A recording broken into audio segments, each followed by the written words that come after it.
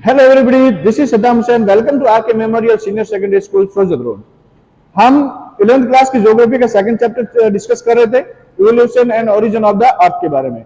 Origin के बारे में अपन सारे डिस्कस कर चुके हैं और इवोल्यूशन का अपन स्टार्ट कर चुके हैं। नहीं, अर्थ की इवोल्यूशन के बारे में डिस्कस किया था कि इवोल्यूशन क्या होती है प्रोसेस और किस प्रकार ये बटी हुई है। ये सब चीजें पिछले लास्ट वीडियो में अपने डिस्कस किया। अब अपन पढ़ेंगे, मैंने बताया था कि अलग अलग पोर्शन के बारे में पढ़ेंगे, तो अपन लिथोस्फीयर के बारे में पढ़ेंगे, इवोल्यूशन ऑफ लिथोस्फीयर। यानी जो अपन आज क्रस्ट या अपनी भूपरपटी जिस पर अपन रहते हैं, तो उसका कैसे विकास क्रमिक रूप से प्रोसेसिंग कैसे हुई इसकी, वो पर अपन डिस्कस करते हैं। देखो, ये अपनी अर्थ है। अर्थ जो प्रीमोर्डियल स्टेज थी ना, प्रीमोर्डियल का मतलब होता है पुरानी, बहुत पुरानी, एंशियंट। जैसे हिस्ट्री में अपन पढ़ते हैं एंशियंट टाइम, उसी प्रकार बहुत एंशियंट तो काफी हजारों साल पुराना हो जाता है, लेकिन प्रीमोर्डियल का मतलब होता है कि मतलब कई करोड़ बिलियंस ईयर्स एगो। यानी आज जो ये प्रोसेस हुई है, अपनी यूनिवर्स बना है, बिग बैंग थ्योरी जो है वो 14.7 बिलियन ईयर्स एगो स्टार्ट हुआ है। तो यानी करोड़ों अरबों वर्ष पहले वो सब धीरे धीरे प्रोसेसिंग में आज की इस दुनिया बनी है।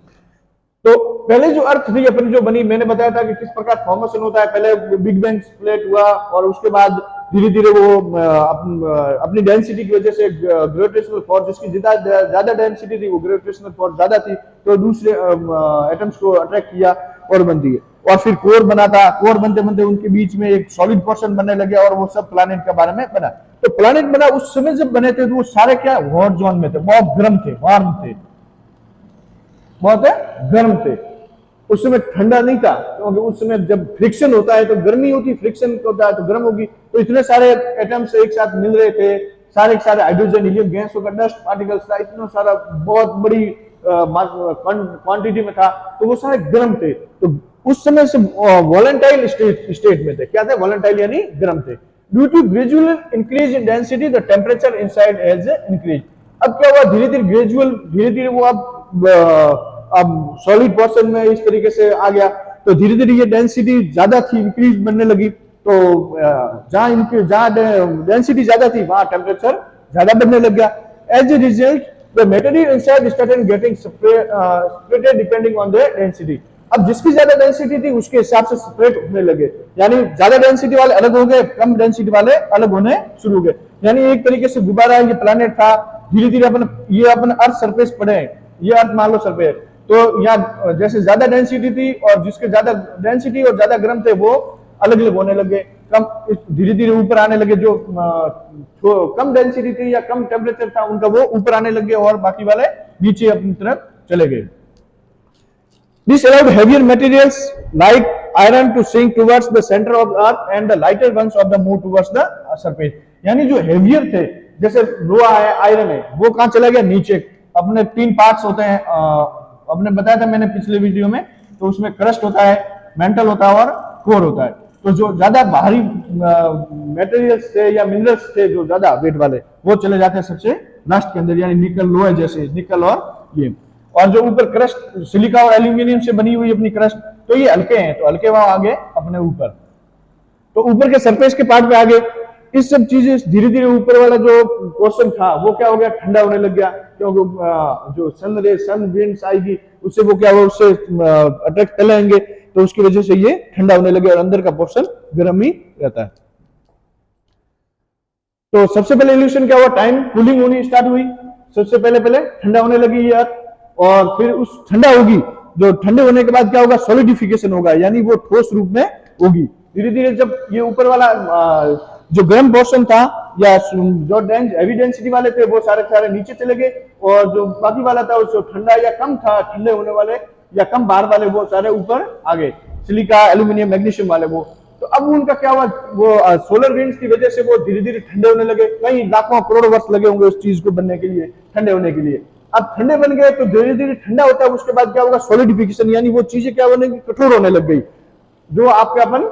और फिर जब ठंडे होने लगी तो वो क्या होगा? कंडेंसेशन होने लगे, यानी वो स्मॉल साइज के अंदर इकट्ठे होने लगे। और जब इकट्ठे हुए तो वो क्या हुआ? अपनी आज की जो क्रस्ट है वो उसको रूप ले लिया। डेवलपमेंट ऑफ आउटर सरफेस, यानी अपन जो देख रहे हैं आज बाहर की ये इस प्रकार आउटर सरफेस, अंदर नहीं है। अंदर कुछ सॉलिड पोर्शन में भी है, कहीं लिक्विड पोर्शन में भी अलग, क्योंकि वो ठंडे नहीं हुए और कूलिंग नहीं हुई और उनका सॉलिडिफिकेशन नहीं हुआ, बार के रूप में हो गई, इसकी वजह से वो अपने क्रस्ट के रूप में बन गई। अब लिथोस्फीयर में चेंजेस हुआ, तो पहले पोर्शन में तो ये धीरे धीरे ठंडा कूलिंग हुई, सॉलिडिफिकेशन हुआ, फिर कंडेंसेशन हुआ यानी इकट्ठे हुए। अब फिर मैं दूसरी एक और ये प्रोसेस चल रही थी। तो अपने कल लास्ट वीडियो में और पढ़ा था मून, जब मून के फॉर्मेशन का वीडियो देखा था आपने, तो उसमें देखा जाइंट इफेक्ट हुआ था, यानी बिग स्प्लिट हुआ था। कोई एक मार्स से बड़ा, यानी अपनी पृथ्वी से भी बड़ा, मार्स से 2 या 3 टाइम्स बिगर एक साइज आया और उसने क्या टकराया, और इस टकराने की वजह से ये चंद्रमा था, ये अपना मून था, वो चंदा मामा अपन से दूर चले गए। तो इसकी वजह से ये वो जॉइंट इफेक्ट बना।